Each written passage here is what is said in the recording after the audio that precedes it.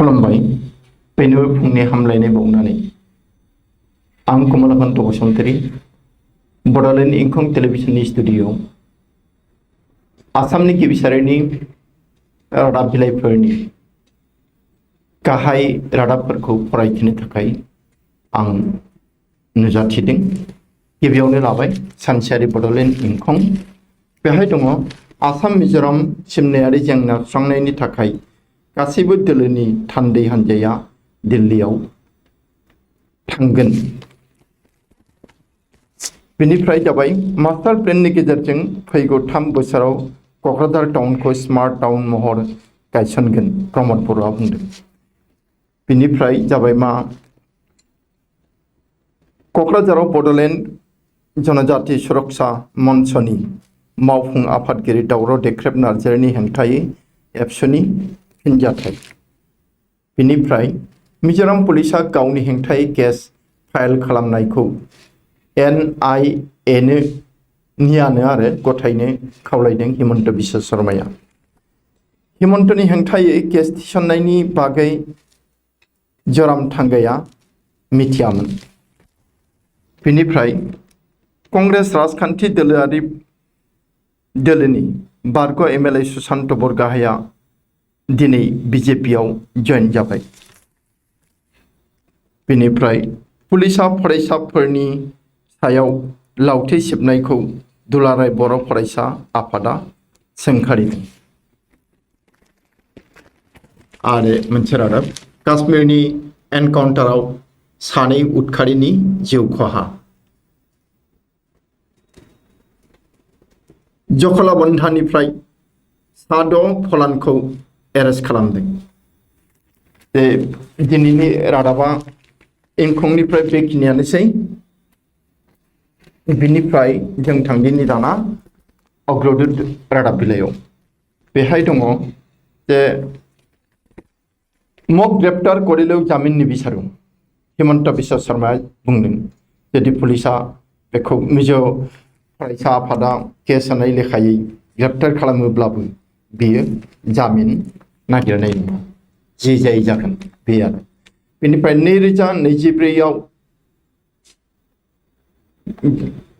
2024 गमामारै ममतानि खेला जागोन नामा? 2024 की हसाके ममतार खेला হবে प्राञ्जल सन्देकाया बुंदों। बेनिफ्राय 107 घन्टार কর্ম সময়ের মাত্র 18 ঘণ্টাহে কাম হল সংসদত। गासै 107 घन्टा 107 घन्टानि खामानिनि समय आसाम आयेन आफादाव पार्लियामेन्टआव, नाथाय दासिम 18 घन्टानिल' खामानि जाबाय। बेसेबां लस थाखा फैसा ओरैनो थांगारदों। बेनिफ्राय সংঘৰ্ষস্থলীলৈ সশস্ত্ৰ आरक्षी प्रेरण नकरिबोली 2 राज्यक निर्देश केन्द्र मिरु सरकारा बिथोन होदों गंनैबो राज्योखौ हादोरसाखौ जे सिमनायाव हाथियार लानाय फाइकिफोर दाथनहर। मुख्यमंत्री हरमार बिरुद्धे रुजु करा गसर प्रत्याहाৰৰ বাবে हाजो मिजोराम।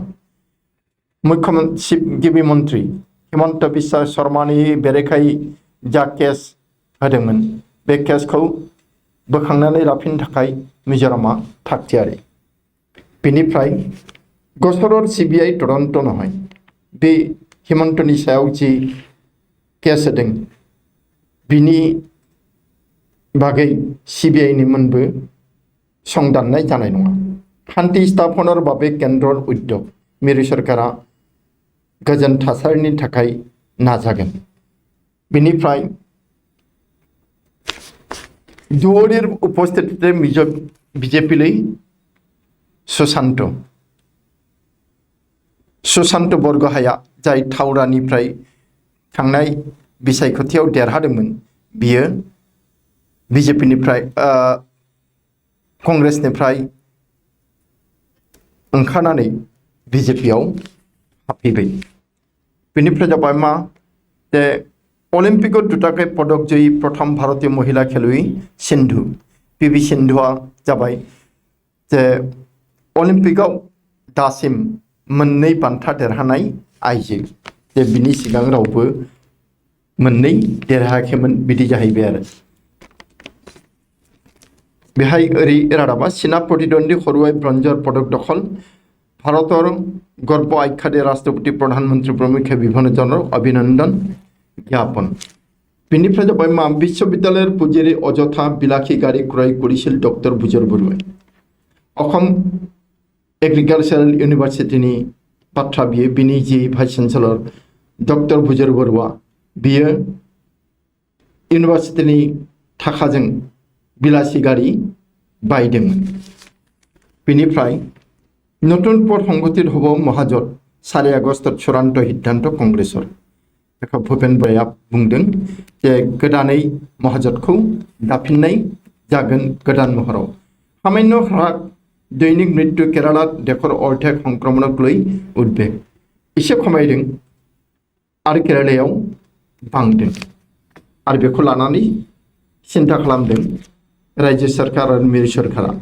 बिनिफ्राय अखम आरक्षिक आतराय अनार सिद्धांत संकित हिमान्तवर्ती राइज दा बे नागालेण्ड आरो आसाम बर्डारनि दिसै भेलि बेहाय जि आसाम पुलिसखौ दोनहैदोंमोन बादा लुनानै बे पुलिसफोरखौ मैयानि जि गोरोबथा बे गोरोबथा बादियै बोखारनानै लाबोनोसै दा बेखौ खोनानानै बे ओनसोलनि सिमनानि आरो मानसिफ्रा थागिबिफ्रा गिख्रंदों बिनिफ्राय हिमान्तत केन्द्रीय सुरक्षा बाहिनीर स्थायी शिबिर स्थापनार दाबि साहक जे बे सिमना ओनसोलाव जाहाथे पार्मानेन्ट सिआरपिनि बादा बानायो बेखौ दाबि खालामदों धरा नपरिल लाफिकुलर हत्याकारि दिनैबो लाफिकुलखौ सिथारग्रा बुथारग्रा मानसिखौ हमनो हायाखिसै बिटिआरत एबिएमसर मानब श्रृंखलारि प्रतिबाद बिसोरो हिउमेन चेइन बानायनानै एबिएमसआ बिटिसिआव बेरेखा दिन्थिदों बिनिफ्राय जाबाय जे कर'नार आर भेल्यू बृद्धिर संक्रमणर संख्या बारिसे एम्सर हकियनि एम्सआ सांग्रांथि होदों कर'नानि जि आर भेल्यू बेयो बांनो हमदों बे मोजां लक्षण नङा इदि बिनिफ्राय जाबाय नागालेण्डरफोरा अहा 10 खयला भर्ती ट्राक जब्द नागालेण्डनिफ्राय फैनाय गंजि खैला भर्ती गारिखौ जब्द खालामदों मरियनियाव बिनिफ्राय संक्रमण हार पालेव राज्यर कभिडत मृत्यु 15 जन कर'ना गाग्लोबनाया खमायदों थिगानो नाथाय अब्लाबो 15 थैदों मैया नतुनके आक्रान्त 784 जन गोदानै साग्लोबजादों 784 बिनिफ्राय जाबाय एडाल पाखित 20 गराखि महिला मुक्तिजुरार छबि अंकन मोनसे दावगाङावनो साबैसे 20 आइजो गेलेग्रा आइजो मुक्तिजुरार जाय माबा उदांस्रि दावहारुफोर बिसोरनि सावगारि बोदों पारर पाखित पर्ट्रेट अंकन करे विश्व अभिलेख गरिले हिमा दास होननाया बेखौ हिमा होननाया बेखौ खालामदों बियो फारौनि गां मोनसेयाव बिदि आखिदों सौभाग्य आसनिर अधीनत 5 लाख परियालक नतुन विद्युत संयोगर परिकल्पना जे सौभाग्य आसनि होननाय बेबो इलेक्ट्रिसिटीनि बिनि सौभाग्यनि जि आसनि बिनि आवथायाव 5 लाख नखरनो गोदानै मोब्लिब गोहो फोनांजाब होगोन बिनिफ्राय खेलानि रादाब अलिम्पिकर हकिर सेमित भारतर पुरुषर दल मोजां खौरां अलिम्पिकनि जि हकी खेला हौवाफोरनि बिनि सेमिफाइनालाव भारतआ सौहैबाय सेमिफाइनालाव देरहायाबा फाइनालाव थांगोन आरो फाइनालाव थांबा रुफा मोनगोन बे आरो बिनिफ्राय टेनिसर हन लाभ जेरावहर होननाया टेनिसनि माबाखौ मोनबाय सनानि मेडेलखौ बिनिफ्राय जाबाय मा फाइनालाव परास्त टाइ बेडमिन्टनर हन अर्जन सिनर फेइसेनर जे चीननि बे गेलेगिरिया बेडमिन्टननि सनाखौ देरहाबाय आज अस्ट्रेलियार बिरुद्धे क्वार्टर फाइनाल खेलिब महिला हकी दले दिनै अस्ट्रेलियानि बेरेखायै भारतारि आइजो महिला हकी दला गेलेगोन क्वार्टर फाइनाल गेलेगोन बेनिफ्राय जाबाय पुरुषर हकी सेमिफाइनालाव बेलजियाम अस्ट्रेलिया जार्मानी सोर सोर दङ भारत थाबाय हौवाफोरनि हकी सेमिफाइनालाव आरो भारत थाबाय बेलजियाम अस्ट्रेलिया जार्मानी सोर सोरखौ फेजेननो हायो बेनिफ्राय आज कमलप्रीतर फाइनाल दिनै कमलप्रीत कौरनि फाइनाल डिस्कास आरो बि क्वार्टर फाइनालाव परास्त हो बिदाय सतेज कुमारा क्वार्टर फाइनालाव जेननानै थाबाय अग्रदूतनिफ्राय बेखिनियानोसै बेनिफ्राय जों थांदिन दाना असमिया प्रतिदिन बेहायबो बे अग्रदूतआव जेफोर दङ बेनो बांसिनानो दङ अब्लाबो ओरैहाय खेलानिनो रादाब आगोल होग्रोदों उसेन बल्टन उत्तराधिकारी लाभ करिले बिस्वय उसेन बल्टआ सबसे गोख्रै खारनो हायोमोन 100 मीटर रेस 200 मीटर रेसाव दा मानसिया बियो हालिया उसेन बल्टआ बोरायबाय बैसो जाबाय आरो दा बिनि उनाव सोर बे मासिखौ लानो हागोन दा आंखाल गैलिया मोनबाय बुहुमा उसेन बल्टनि माबाखौ मासि लागिरिखौ मोननो हाबाय 9.8 सेकेन्ड समनि गेजेरावनो बयनिख्रुइबो गोख्रैसिन मानसि मोनबाय खारनायाव आरो गोख्रैसिन मानसि मोनबाय इटालीनि जेकब्स लामन्ट होननायखौ आगोलनि जा उसेन बल्टमोन दा इटालीनि बियो जेकब्स लामन्ट दै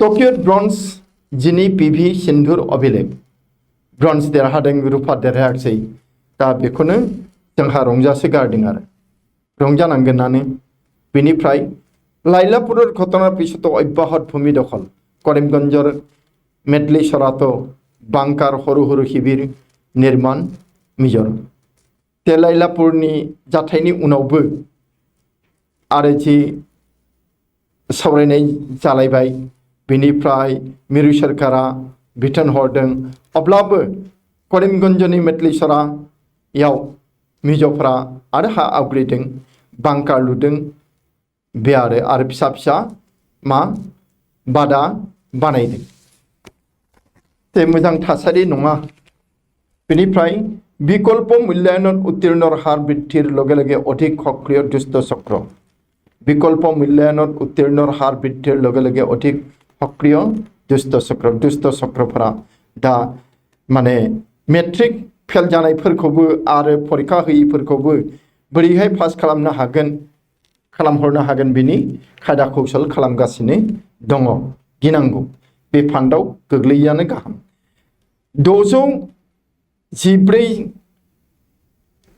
जुनियर कलेज 614 गं 614 जुनियर कलेजाव बे फालांगिया सोलिदों बे हायर सेकेन्डारिनि दे मेट्रिकनि नङा आरो बेनिफ्राय शिक्षार्थी गिनिपिग हजाय लुन्ठन फरायसाफोरखौ गिनिपिग बानायनानै थाखा लुथिदों गाज्रि मानसिफोरा बायगर मानसिफोरा बेनिफ्राय जाबाय सिआरपिर अतिरिक्त सञ्चालक प्रधान কৰি দিলে স্পষ্ট दिल्ली নহয় आइजोलर निर्देश पालेহে সীমান্তৰ পৰা পিছাব মিজ आरक्षी नायदो जे मिज पुलिसा दिल्लीनिफ्राय खौरां मोनब्लासो फायसिगोन बे ना आइजोलनि खौरां मोनब्लासो फायसिगोन दिल्लीनि खौराङाव दिल्लीनि बिथोनाव फायसिया बे खोथाखौ बुंदों सिआरपिनि उफेरा सामलायगिरिया डिरेक्टरा बेनिफ्राय जाबाय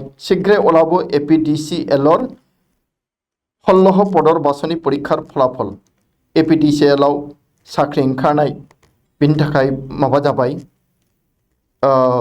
आनजादबो जाबाय आरो दा बेखौ रिजाल्टखौ होसिगोन आरो बेनिफ्राय सिगि परि थका विद्युतर तारत लागि हालर गरु हो कृषकर मृत्यु अनाखाना ते कारेन्ट तार गोग्लैनानै दंमोन आरो बेजों कारेन्टआ बोहैबाय थादोंमोन बेहायनो मिथियाखैमोन सासे हालुवाया गावनि मोसौ हालिसेखौ होलांबाय थादोंमोन फोथाराव आरो बेहायनो नांनानै थैयो दुखुनांथाव बियो बेनिफ्राय मेघालय मन्त्री सानबरर प्रश्नमूलक मन्तव्य प्रत्याक्रमणर বাবে গুলি চলাইছিল মিজো आरक्षीए बे मेघालयनि सासे बिजेपिनि मानसि बियो मन्त्री बेनि जि खोथा बे खोथाया एसेबो मोजां जायाखै बियो मिजो मानसिफोरखौ आसामिसनि सायाव गाग्लोबनोसो थुलुंगा होदों एकथौदों बेनिफ्राय फैबाय तिनिबारखौ सरकाराव थाखियाव अस्तित्वर संकटर बिपिएफ बिजेपिर सहित राजनैतिक बुझाबुझिर प्रस्ताव हाग्रामा महिलारि खनथाम सरकाराव थाबाय अब्लाबो बिपिएफआ दा गोमोरलांनायनि बा जोबलांनायनि लामायाव दा बिजेपिजों बुझाबुझि जानो थाखाय हाग्रामा महिलारिया खावलायहरदों बे लाजिथाव बाथ्रा बियो बेनिफ्राय जाबाय मा कान्दाहार बिमान बन्दराव तालिबानर रकेट आक्रमण जे तालिबानफोराबो रकेट हमला खालामदों कान्दाहारनि एर'प्लेन खाथियाव आफगानिस्तानर केइबा खन सहराव तीव्र हंकरखौ गोबां नोगोराव तालिबान आरो सोरखारि पक्षजों दावहा नांदों बेनिफ्राय सुप्रीम कोर्टत আজি खुनानि पेगासास केलेंकारि तदन्त बिसारि आवेदन पेगासास जी केलेंकारि जादों संगालिनि बेनि थाखाय केस होदोंमोन दा बियो दिनै सुनानि जागोन दिनै हियारिं जागोन मणिपुरर कांग्रेस नेता कन्थावजाम बिजेपिलै मणिपुरावबो कांग्रेसनि सासे एमएलएआ बिजेपियाव बास्लायबाय बेनिफ्राय जाबाय खेलानि रादाबाथ' बेनोसै थेवबाबो 49 বছর পিছৰ হকিৰ समिट भारत 49 दिननिफ्राय 49 बोसोर 49 बोसोर सिगाङाव भारतआ सेमिफाइनालाव थांफेरदोंमोन आरो गेजेराव थांनो हायाखै देग्लाय थांनो हाबाय सेमिफाइनालाव 49 इयार्सनि उनाव दानिया टकिअ एटिया एकमात्र लाभलिनाया लसै दा टकिअ अलिम्पिकआव भारतनिफ्राय बे खोथाखौ बुंनाय जादों बेनिफ्राय जोङो गुबुन गांसे रादाब बिलाइयाव थांदिनि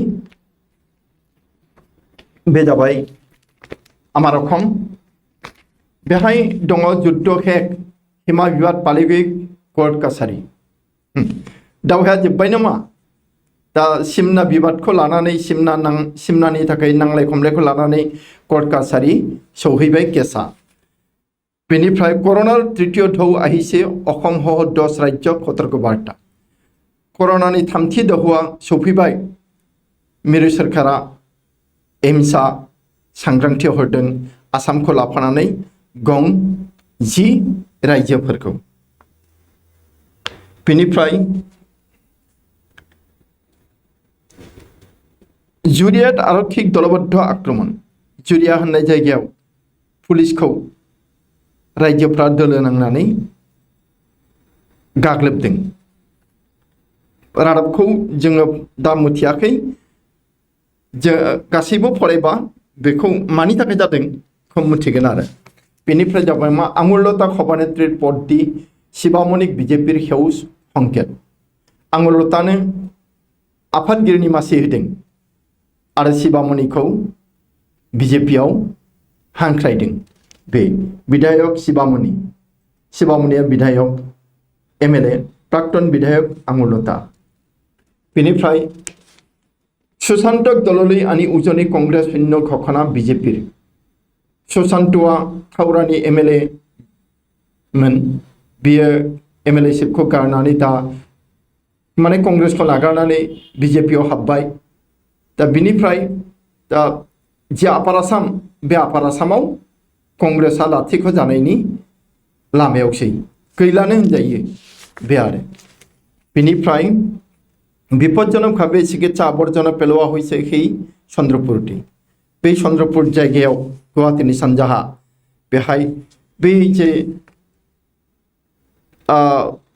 सावस्रि बिफाननि बा देहा फाहामनाय जि मेडिकेलनि बायजाबथु गारनाय जिनिस बेजि थेजि माबा माबि बेफोरो सब चन्द्रपुरावनो जमा जादों बे थिग जायाखै बे आरो অলিম্পিকৰ পদক বিজেতাক ভাৰততকৈ কম ধনেৰে পুৰস্কৃত কৰে অষ্ট্ৰেলিয়া আমেৰিকাই অলিম্পিক দেरहानाय मानसिफोरखौ गेलेग्राफोरखौ अस्ट्रेलिया आमेरिकाया जोबोद खम दोहोन होनानै बरायो जोंनि भारतआवसो जोबोद होलाबायो थेवबाबो गोसो दुंगायानो नामा पश्चिमबंगৰ मुख्यमंत्री पुनर आक्रमण कंगना राउतआ ममता बेनार्जी को फिर सोंखारिबावदों बशिष्ठ जाल नटसह 2 ड्राग माफिया ग्रेप्टार बशिष्ठ ओनसोलाव नकल नट थाखा बिलाइजों जाबजों सानै ड्राग माफियाखौ हमनो हादों बेनोसै आमार असमनिफ्राय दानिया नियमिया बार्तायाव मा रादाब दङ बेबो बै अग्रदुत प्रतिदिन आमार असम बेफोराव थानायानो बेखायनो जोङो बाख्ल'नानै फरायनोसै गुवाहाटी नटसुर्य फणिशर्माक सश्रद्ध स्मरण नटसुर्य फणिशर्मा बेखौ बरायदों माने गोसोखांदों आरो बेनिफ्राय अबखरि VS भास्कर पुनर नियोग राज्यिक प्रशासनत हालहरनायनि अतिरिक्त दायित्व जे आसामनि पुलिस बिफान आरो सिभिल मावख' एफोर खुंथाय एफोराव जोबोद सोलाय सोल' जादों दा VS भास्करखौ आगोलाव माबा होबायमोन रिटायार्ड जाबायमोन मानसिया बेखौ आरो फिर दैखांफिनबाय जयश्री हीरक जयन्तीर स्मरणिकार भावे लेखा आह्वान बेनिफ्राय लाइलापुरत आहत जवानर घरत राज्यिक बिजेपिर नेतृत्व लाइलापुराव जे जवानफोरा थैबाय साद' पुलिसा बिसोरनि न'खर न'खर थांदों बिजेपि दोलोआ बे अनलाइन शिक्षार परा वंचितक 2 माहे पाठदान अनलाइन जायफोरा सोलोंथाइ मोनाखै अनलाइनजों बिसोरखौ उफेरा दाननै फोरोंनो थिनदों बेखिनियानोसै दानिया जोङो थांनोसै माबायाव जुग संख होननाय बांला रादाब बिलाइयाव बेहायदों मुख्यमंत्री विरोधी मामला प्रत्याहार आलोचनाय सन्मत जोरामथांगा मिजोरामनि चीफ मिनिस्टार जोरामथांगाया आसामनि गिबि मन्त्रि हिमन्त बिश्व शर्मानि एगेन्स्टै जा केस होनाय बेखौ बोखांनानै लानो थाखाय सावरायदों आरो राजि जादों बेनिफ्राय जाबाय BPL सा श्रमिकদের बकेया बिलेर सारचार्ज माफ बेनिफ्राय समस्या मेटाते जोरामथांगार फनेर आसाय हिमन्त जे मिजो आसामनि जि सिमना दांगा सिमनाखौ लानानै जेंना बिनि सुस्रांनायनि थाखाय जोरामथांगानिफ्राय फन नेबाय थादों आसामनि गिबि मन्त्रि हिमन्तआ बे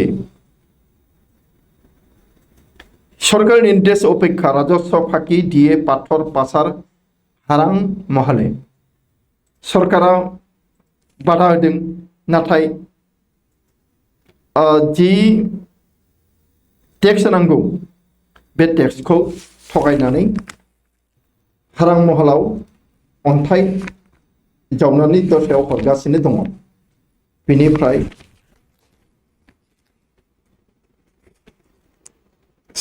मोनसेया जाबाय मा 7টি पदक जयी আজি সাঁতারু ভেঙে দিলেন অলিম্পিকের সর্বকালীন রেকর্ড মানে सासे सानस्रिग्रा आइजोआ बिराद रेकर्ड खालामबाय सास्नि मानसिनि सास्नि खेब जि वर्ल्ड रेकर्ड बेखौ सिफायनानै गोदान रेकर्ड खालामबाय। रादाब बिलाइखौ फरायबा मुं आरिफोरखौ मोजाङै मोनसिगोन। जों बेखिनियावनो दोनबाय बेखौ। दानिया जों थांनोसै दैनिक जन्मभूमियाव। बे दैनिक जन्मभूमियावबो बे एखे रादाबफ्रानो दङ। थेवबाबो ओरै मेडेल मानै गल्ड बुलि भबा लाभलिना हाजु जुजरबाबे मेडेल मानै गल्ड लाभलिना बरग'हाया सनानि मेडेलखौसो नेगासिनो दंथारो। दा मेडेल होनबाथाय बे बुजिदों दा सनानि मेडेल बे आरो बेनि थाखाय नेगासिनो दङ जुजिनो थागथियारि। एक सप्ताहर भितरत कटन विश्वविद्यालय नाम भर्ति प्रक्रिया सप्ताहसेनि गेजेरावनो कटन मुलुगसोलोंसालियाव नाम थिसननाय खामानिया जासिगोन। बेनिफ्राय निरापत्ता परिषदर सभात सभापतित्व करिब मोदीये 75 বছরের অধিক কালের प्रथम भारतीय प्रधानमंत्री भारतनि गाहाय मंत्री नरेंद्र मोदीया जि निरापत्ता परिषद इउएनअनि सिकिउरिटि काउन्सिल बे मोनसे मेल जागोन आरो बे मेलाव आफादगिरिनि मासिखौ नाजावगोन नरेंद्र मोदीया। आफाद सामलायगोन नरेंद्र मोदीया। बेनिफ्राय शीघ्रै साक्षात्कारेर फल घोषणा हब। एपिडिसिएल दहायबो फरायखांबाय 1600 बेहाय साख्रि दङ आरो इन्टारभिउबो लाखाबाय। दा रिजाल्टल' होनो बाखैसै। गिबि मन्त्रि हिमन्त बिश्व शर्माया बुंदों जे रिजाल्टखौ थाबैनो होसिगोन।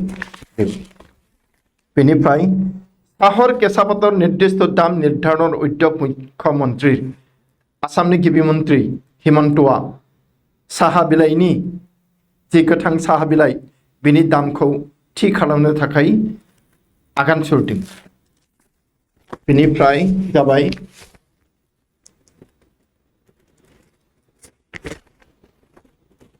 महिलार हादराव अस्ट्रेलियार मेककेअनर इतिहास। बे खनसे अलिम्पिक खेलायावनो फैनानै बियो बायदि बायदि रेन्जनि सानस्रिनायखौ बाहागो लानानै बे मोनब्रै सना जों गुबुन आरो मोनथाम मेडेल बे देरहाबावदों बे आइजोआ। बिनि मुङा जाबाय अस्ट्रेलियानि मानसिया मेककेअन। बेनिफ्राय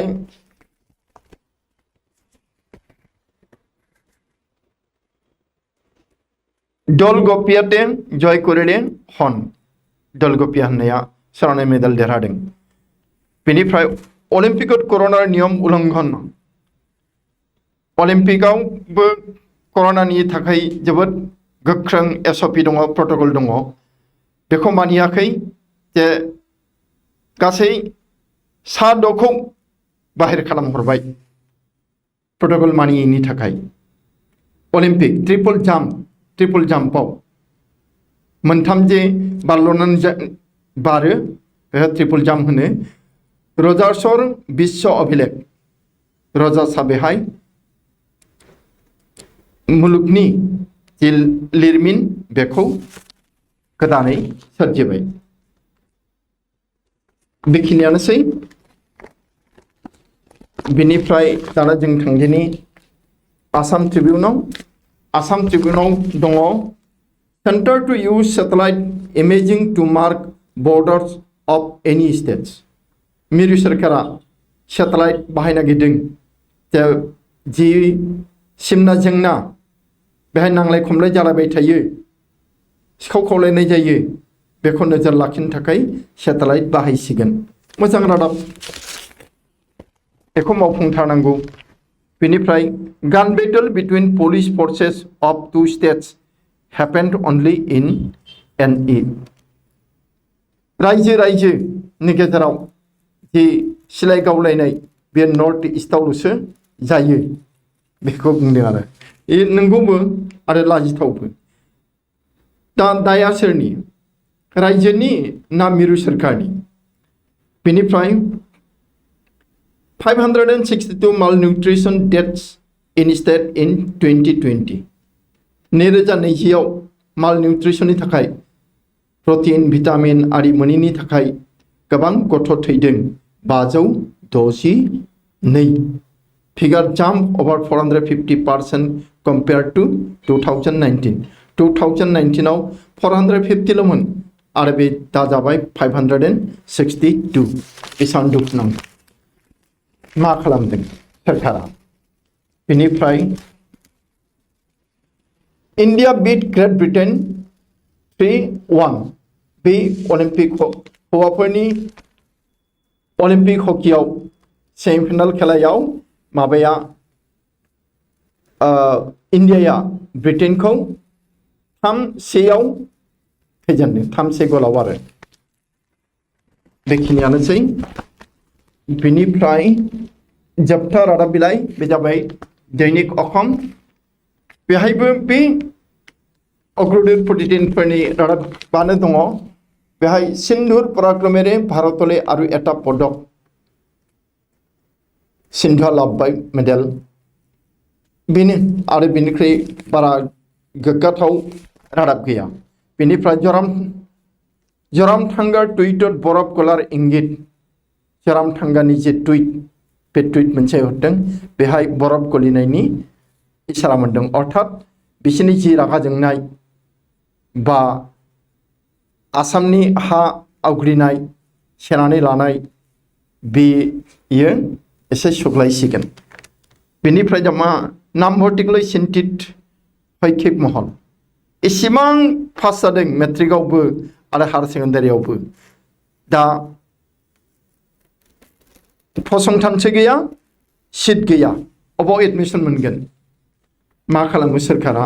सोरखाराथ' दुगा बुंदों जेबो सिन्था गैया होननानै जेरैखि जाया बेखौ फोजोबगोन बे। बेनिफ्राय थावड़ार उपनिर्वाचन सुशांत बरगोहाईर बिरुद्धे धैर्यकर 2000 भोटत पराजित कुशल दौरिक मुख्यमंत्रीर बुझनी जे सुशांत बरगोहाईयाथ' माबा एमएलए खौ रिजाइन होनांदों थावरानिखौ आरोबाव फिर बे उफेरा इलेक्शनाव बे गेलेफिनगोन नाथाय बेनि बेरेखायै गेलेगोन धैर्यकर होननाया नायनि मा जायो। बेनिफ्राय मोनसेया जाबाय मा हिमाचलत नगा बिखुयार आजा बृद्धि सिमना ओनसोलाव नागा बिबानगिरिफोरनि थांलाय फैलाया बांदों होननानै बुंदों।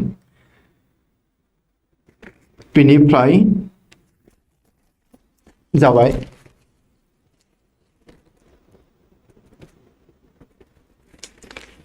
भारतीय बक्सिंगर सफलतार बाहक लाभलिना क्लय रंगीन कल्पना प्रशिक्षकर जे कोच ट्रेनी लाभलिनानि बे सिमां नुदों जे लाभलिनाया सना देरहागोन सनानि मेडेल मोनथारगोन बे आरो टकियर बक्सिं रिंगत प्रतिबादी कन्ट्रहल एलिएफ। बेनिफ्राय আজি भारतर सन्मुखत अस्ट्रेलिया बे महिला बा आइजो हकी दलनि खेलाया दिनै अस्ट्रेलियानि बेरेखायै जागोन। उमरांचुत हब अत्याधुनिक क्रिकेट स्टेडियाम उमरांचु बेहाय जोबोद माबा आधुनिक मडार्न सफिस्टिकेटेड स्टेडियाम जागोन बानायगोन आरो उमरांचु बे मेघालयआव गोग्लैयो सीमा कार्बि आंलंजों। टेनिसर पुरुषर सिंगलत जेरेभर स्वर्ण जय बेखिनियानोसै दिनैनि जि रादाब बिलाइफोरनि गाहाय रादाब फरायनाय बेखिनियानोसै। जोबथारनायाव आं नोंथांमोननो आंनि गोरबो सिंनिफ्राय सिबिनाय मोजां मोननाय हामलायनाय आरो खुलुमनायखौ बावबाय। गोजोन्थों।